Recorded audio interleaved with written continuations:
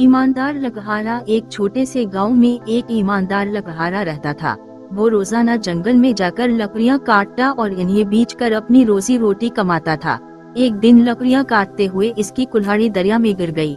लकड़हारा बहुत परेशान हुआ क्योंकि इसके पास और कोई कुल्हाड़ी नहीं थी। वो दरिया के किनारे बैठकर रो रहा था कि अचानक दरिया से एक फरिश्ता नमूदार हुआ।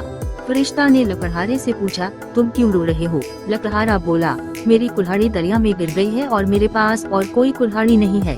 फरिश्ते ने पानी में गोता लगाया और सोने की कुल्हाड़ी निकालकर लकड़हारे को दिखाई। ये तुम्हारी कुल्हाड़ी है?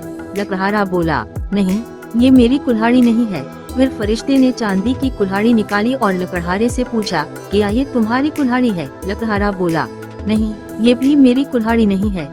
आखिरी बार फरिश्ते ने लकड़हारे की अपनी कुल्हाड़ी निकाल कर दी और पूछा, क्या ये तुम्हारी कुल्हाड़ी है? लकड़हारा खुश होकर बोला, जी हाँ, ये मेरी ही कुल्हाड़ी है। फरिश्ता लकड़हारे की ईमानदारी से मुतासिर हुआ और उसने सोने और चांदी की कुल्हाड़ियाँ भी लकड़हारे को इनाम में दे दी।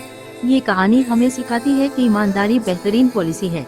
उम्मीद है आपको ये कहानी भी पसंद आई होगी।